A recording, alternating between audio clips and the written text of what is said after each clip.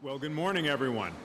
Welcome to the Bullitt Center, and I want to thank you for joining me and Council Chair Phillips and others to celebrate this landmark plan to confront climate change. I appreciate the County Council's unanimous passage of the Strategic Climate Action Plan, demonstrating that even during election season, there's a strong bipartisan belief in our responsibility here in King County to find solutions to this global threat. That's what separates us from so many other parts of the country and from Congress. Rather than participating in a pointless debate about whether climate change is real or whether human activity contributes to it, we're rolling up our sleeves and taking action to protect our health, our economy, our environment, our quality of life. To achieve our shared goal, we need a strategic plan that provides both a clear goal and a path to get to it. And that's what we've achieved here together.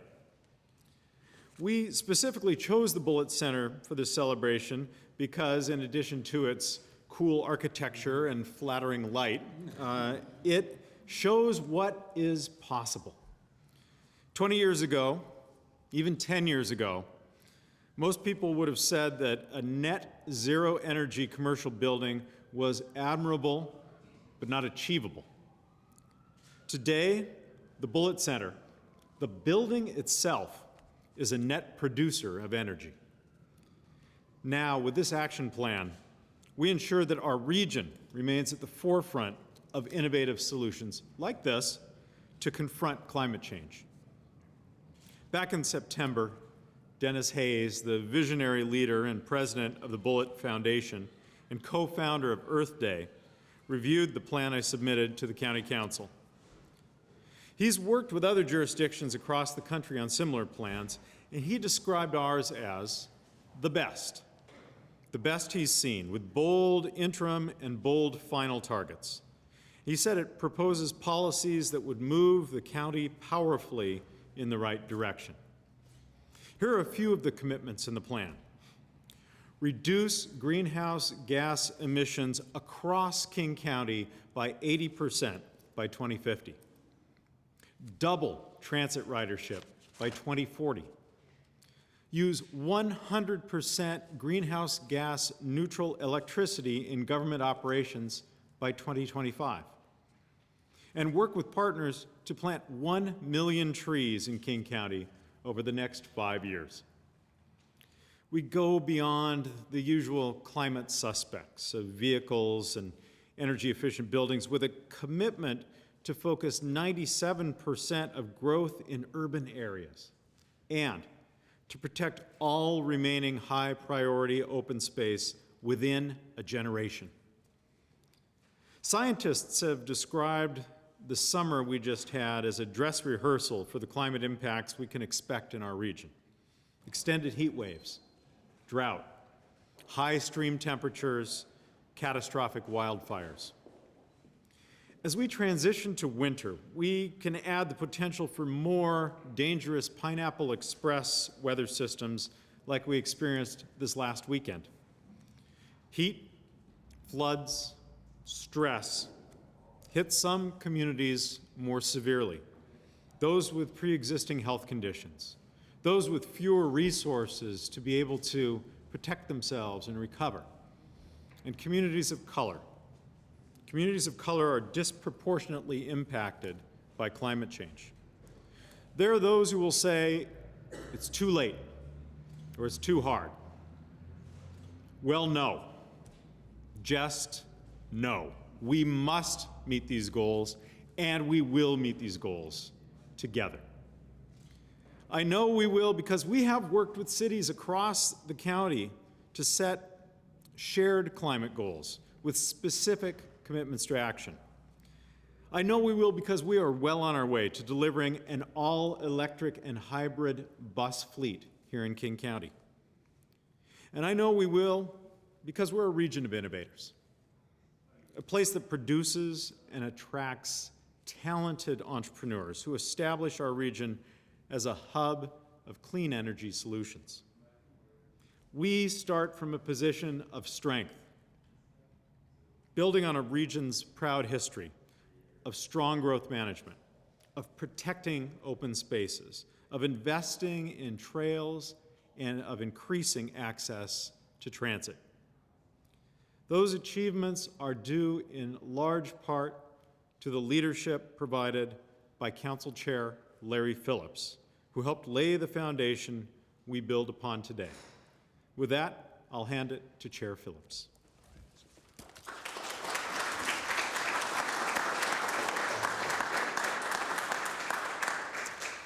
Well, thank you, Executive Constantine, for your remarks this morning, but more importantly, for your leadership on this issue, which is incredibly important, not only to the people of King County, but also to the people of the United States and to the world. We'll have an opportunity to talk about that more in a moment, but I deeply appreciate your leadership on this and your team. There are a number of people here today who have been at this issue from the executive branch, working very hard for a number of years to see what King County, as a local and national leader, can do to lower carbon emissions and make a difference with regard to climate change and its dramatic impacts on our way of life and our quality of life as well. So thank you to them, and also to all the council staff who've had a hand in this as well.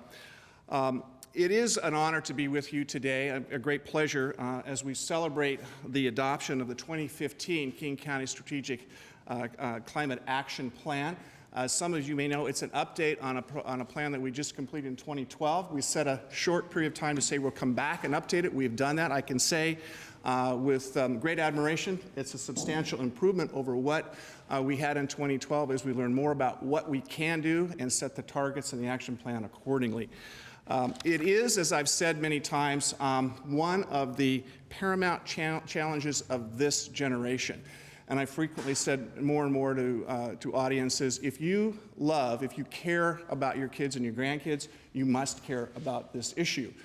Their future is very much dependent upon what we do today to arrest greenhouse gas emissions and to bring about a different way in which we provide energy and a different way about we go about life. It will be far less expensive us to change that than it will be to adapt to a very uncertain and very costly future. So I've mentioned, and I say again today, it poses an immediate and existential threat to future generations and to the resources that we are dependent upon in terms of our economic future. It's a security threat. The Department of Defense a year ago, last October 13th, said it is an immediate threat to the national security interests of the United States. That wasn't the White House, that was the Department of Defense. So King County, fortunately, now has had a decade of leadership in addressing climate change, and our strategic climate action plan puts us at the forefront of climate change by setting, as Executive Constantine has noted, bold new targets developed in partnership with 13 local cities. The county has taken action through energy use reduction, renewable energy production, green building, and also sustainable purchasing. This is important, what I'm about to say next, because we have incorporated environmental sustainability into our ongoing work with regard to flood management, public transportation, solid waste management, wastewater treatment, land use planning, and open space acquisition, and through our regional work with other cities and communities. And I will urge once again the need for us to expand that circle of friends on this issue beyond the governmental sectors and work with our other cities to the private sector and the nonprofit sector. It's critically important that this message be in linked arms, that we see what everyone is doing in order to address it. And if I can digress for just a moment, about a month ago in this very building, we had a council town hall meeting, and the idea was to broaden the message beyond scientists and environmentalists. And so we had those who have national security interests at heart come and speak, as well as those from the business community, as well as those from the faith community. Tell us why this is so important beyond messaging just from scientists and environmentalists. Not to say they aren't important, but the message must be much greater and much deeper. So I'm proud, very proud to be with you today to be able to sign our plan and to share our work with climate change, on climate change, with representatives from other local jurisdictions. Last week I was in Nashville at the National League of Cities conference. I was an interloper, the only county official to actually be at that conference, where our work was presented, and frankly, it is leading the nation in terms of what local counties and local governments can do, recognized by the founder of Earth Day, and Dennis's work on this issue, recognizing it as the most important to date in the United States. In a few days, I'll be leaving for the Conference of Parties, the UN Climate Change Conference in Paris, one of 12 local elected officials to be a delegate there. And in December, I will join that delegation of climate leaders to see if we can get a negotiated agreement to finally make a world effort here to reduce carbon and to reduce greenhouse gas emissions and get ahead of this issue on an international basis. So I thank you for being with us today, your great interest in this topic, helping us to promote the importance of communication on it and celebrate this signing. More importantly, what we need to do is celebrate its implementation. So with that, I am also pleased to introduce our next speaker, and that is Shefali Raghunathan, who is the Deputy Director of Transportation Choices, to the podium at this time to speak to us about the important role of transportation in reducing our carbon footprint. Please join me in welcoming her.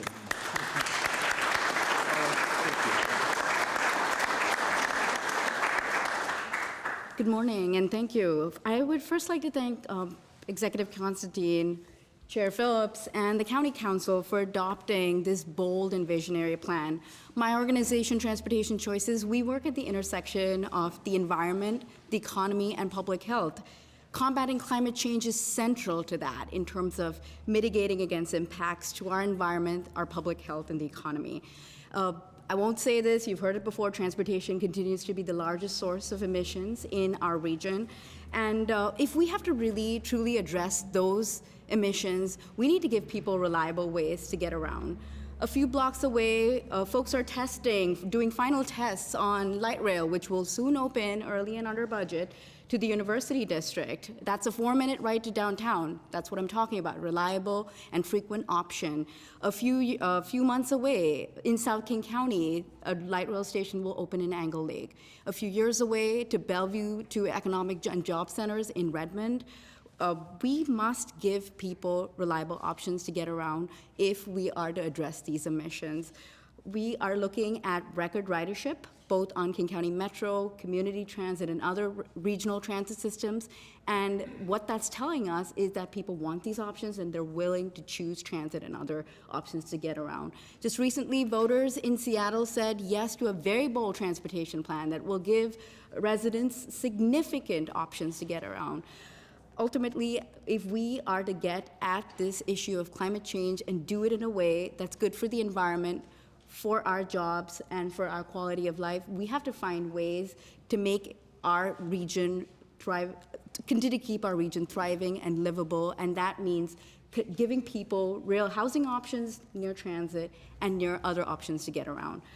I want to end by saying that climate change is one of the most defining issues of our generations and future generations, but it's also an opportunity to really continue to keep our region at the forefront of this leadership. And what's happening here today with Executive Constantine, Phillips, and others is that we are leading. We are at the forefront of this movement, and we will be able to deal with it if we work together. With that, I want to introduce one of the foremost leaders on this issue, Senior Policy Advisor Casey Golden from Climate Solutions.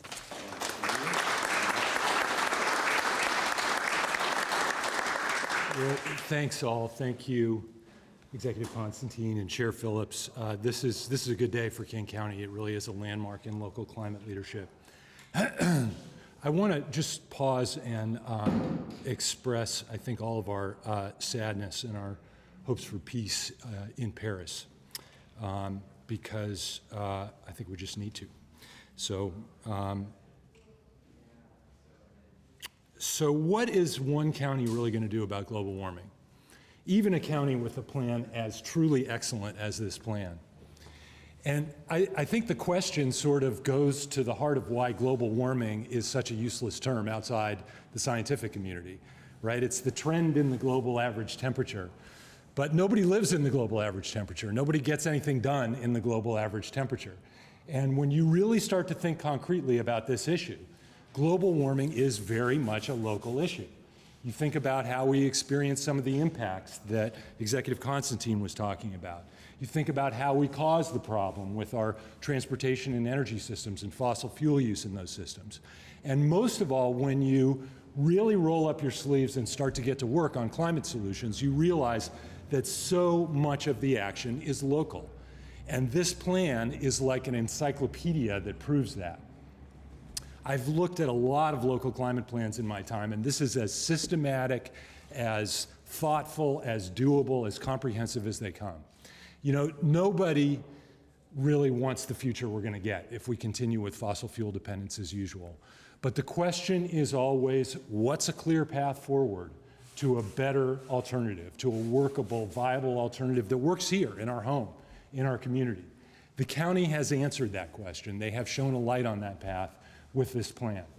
And it took really iron leadership from the top to make space for it. It took fantastic staff work, really amazing, top quality work, terrific collaboration with the rest of the community. I particularly want to call out Elizabeth Wilmot from Climate Solutions, who did a lot of the heavy lifting on our end, and great collaboration with the other King County cities, which, you know, is not easy. These cities, King County is actually pretty diverse in its political orientation and what cities need, and the county has really pulled together all those local jurisdictions for this plan.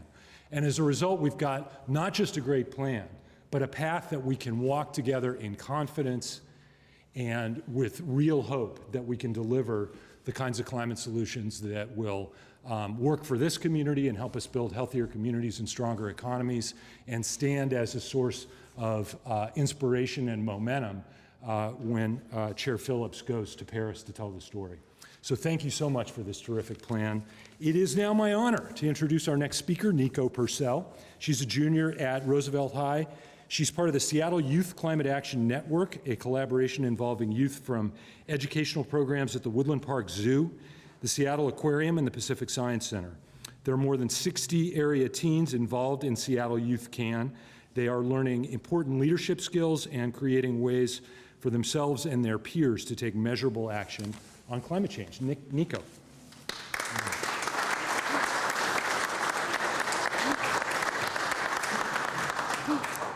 Hi everyone, thank you Casey, that was great. So I was really eager to join Seattle Youth Can because everybody in it is not cynical about climate change, but knows that it's a big issue that needs to be addressed. And I think that's the right attitude to have about it, because a lot of people in this generation are kind of cynical about it, like it's horrible and there's nothing we can do about it, it's a lost cause. But it's really not a lost cause. Like there's a lot that we can do, even like turning off the water when you brush your teeth. I mean, that's like the most basic thing that people think of. And you should do that, but that's not what it's all about. So we had a summit about a month ago on October 10th, and there were a lot of guest speakers. I know some of them, a few of them are here today. And it was just a lot of people came. It was probably about 100 people there, and we had good discussions about climate change. No cynicism involved, and it was a really great turnout. It was the first annual, that's what my t-shirt is from, and we're hopefully gonna have more of them. And really CAN is like just started, so we're still kind of exploring what it can be and what it's going to be, and it's off to a great start. Thank you.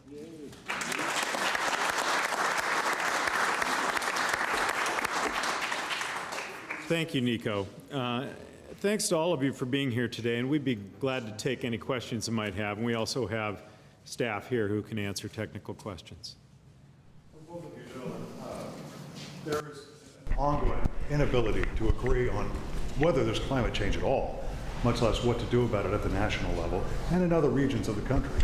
And I wonder if that frustrates you, or how you plan to attack that issue as you move forward to these national and international forums. Well, I think the so-called debate about whether climate change exists and whether humans are causing it is just political nonsense. And you know, the scientific evidence is utterly overwhelming, and people across our region fully understand what's happening, why it's happening, and what the impact is on us. Our role, I believe, is twofold. One is to reduce our impacts and show other jurisdictions that they can take real action to reduce impacts. Climate emissions will not be cut globally until action is taken on a local level across this country, this continent, and around the world. And we want to help set the template for that. And then second is to prepare our region for the impacts that are coming. And I spoke a bit of the inequities in the impacts because of the differences in wealth and the historic development patterns in places where people have located themselves in harm's way.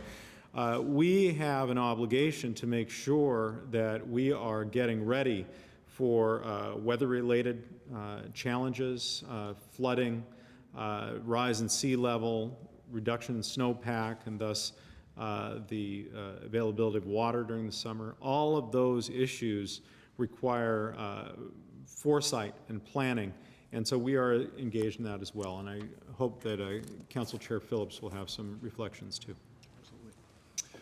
Well, to answer your question directly, the debate's been settled. There are those who continue to deny, but they're actually in a losing cause right now. The world is recognizing that at a national, international, and local level. People are moving beyond it, and the messages and messengers that I talked about earlier are making sure that those points are not lost on members of Congress.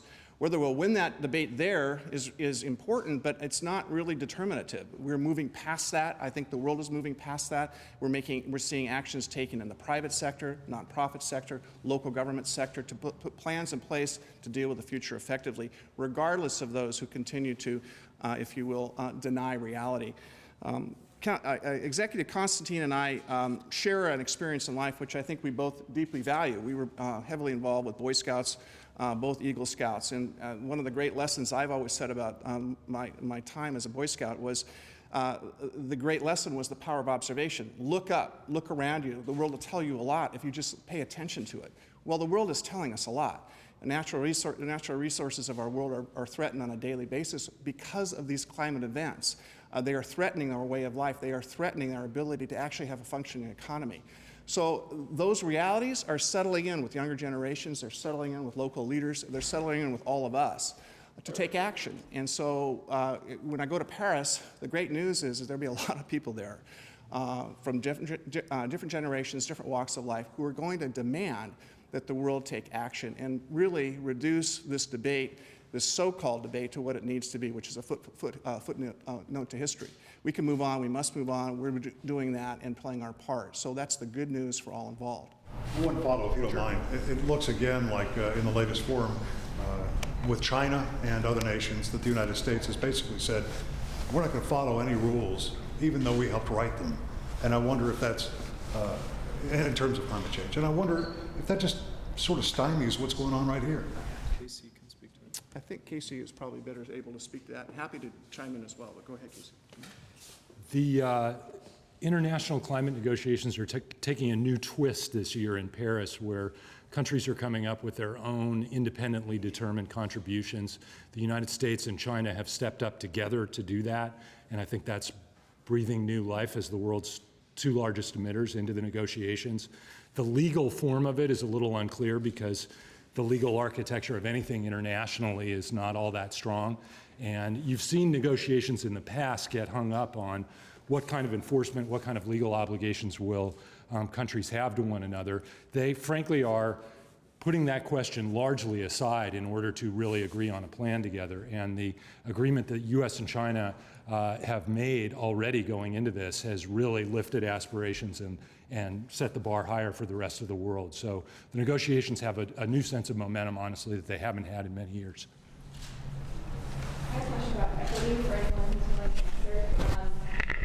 So this is a three-part question. The first is, when it comes to equity, what are some of the top-line achievements in the report?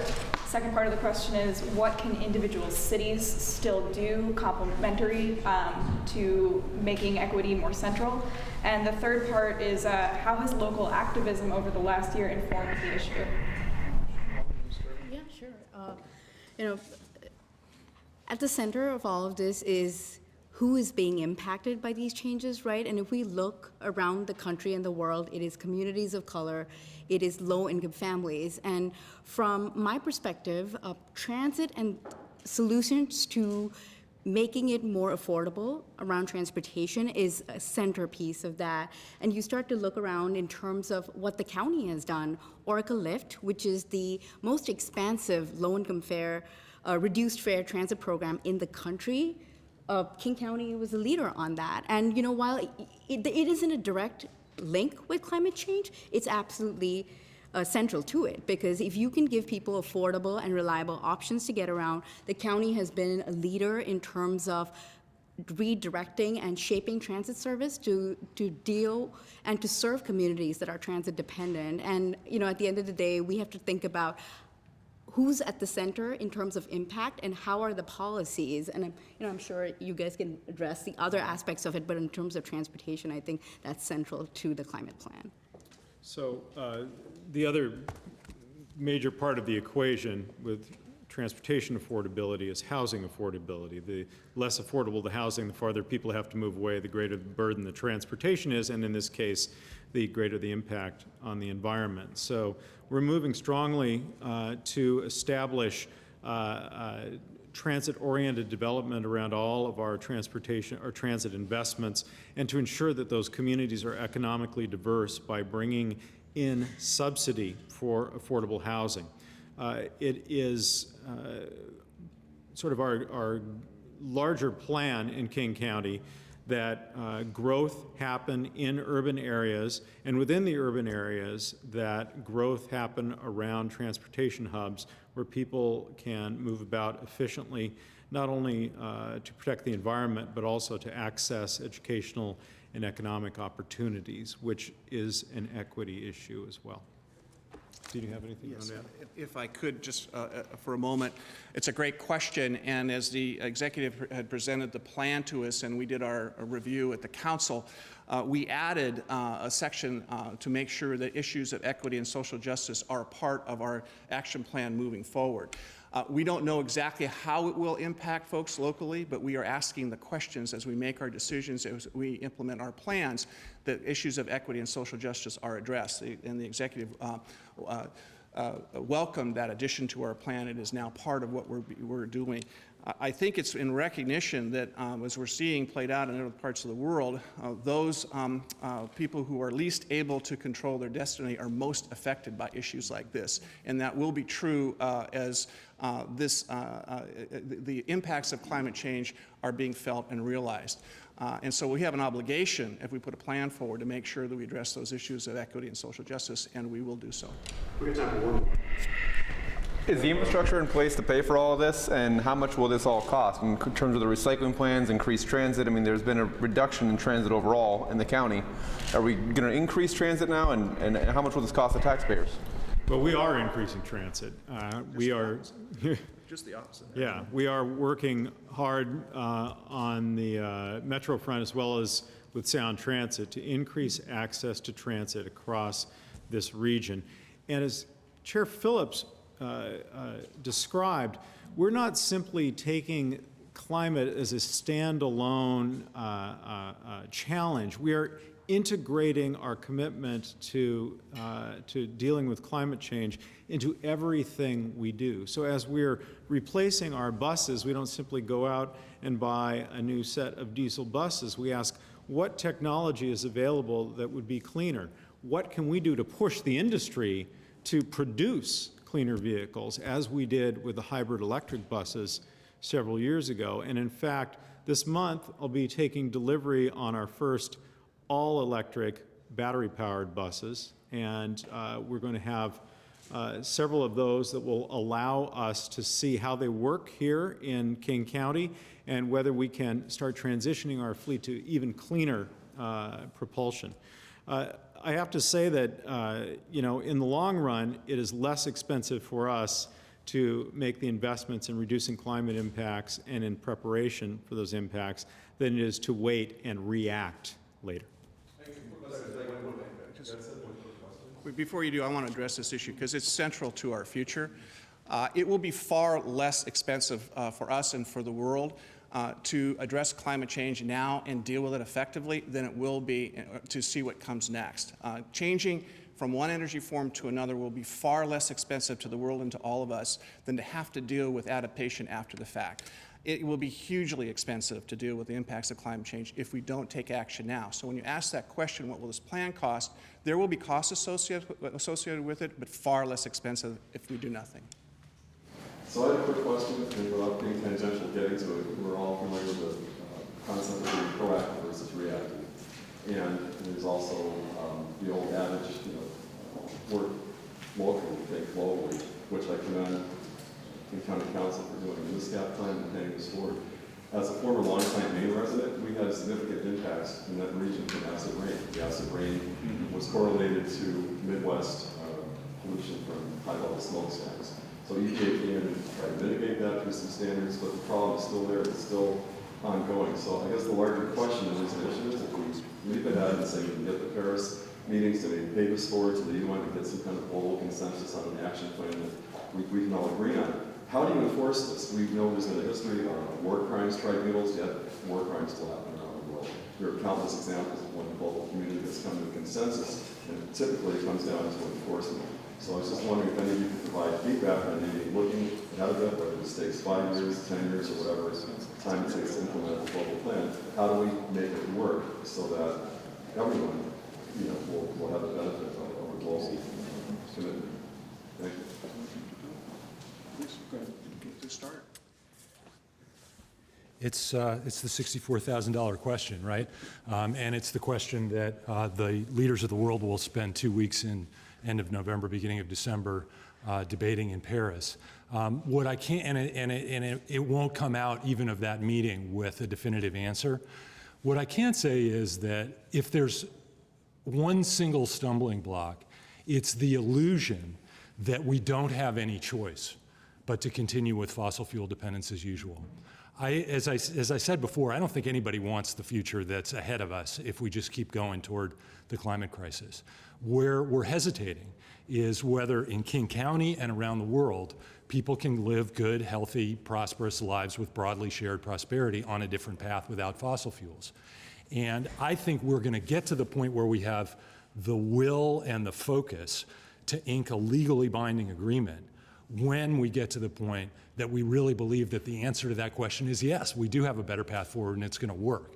And so plans like this, while they do nothing to bind other jurisdictions, do everything to inspire other jurisdictions and to get us to that point where we have enough confidence in the path that we're choosing when we get off the fossil fuel path that will ink the tight agreement that we ultimately need. Thank you. Yeah, please go ahead. Just one quick thing on that. That is a very tough issue in terms of enforcement moving forward. We have made progress on acid rain. There are good reasons for that. I won't go into it. When we look at this moving forward, this is a monumental shift in the way in which the world is operating. There's no question there will be stumbling blocks along the way. What you look for are those who are making great success and have great strides in terms of addressing the issue. Germany, with all of its issues that has in terms of the European community, is a thriving economy in Europe, probably the best, if not the best, in Europe. They made a decision a few years ago to move away from fossil fuels to solar. They have more gray days in Germany than we have here. They've made tremendous strides. They are a tremendous example for the rest of the world. Sweden just recently said they're going to be the first country in the world to be fossil fuel independent, that they will be moving on to other forms of energy. They are very northern and very next to North Sea oil. They made that commitment and they're going to take the steps to get there. As those examples play out, the rest of the world will have an opportunity to follow suit. So we can get there, but we have to act. Thank you.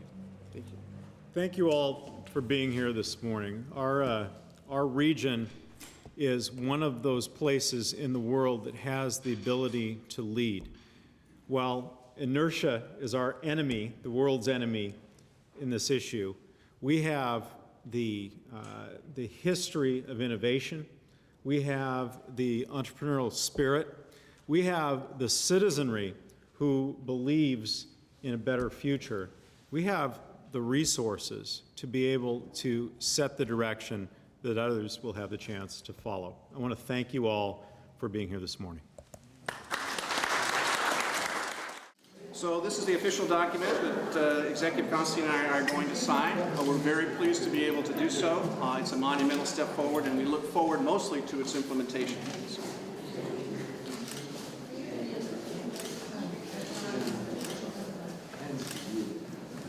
There you are.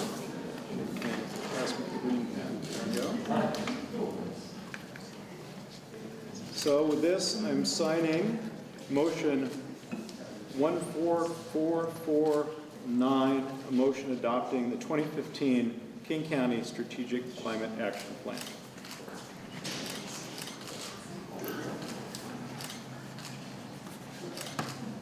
Here we go.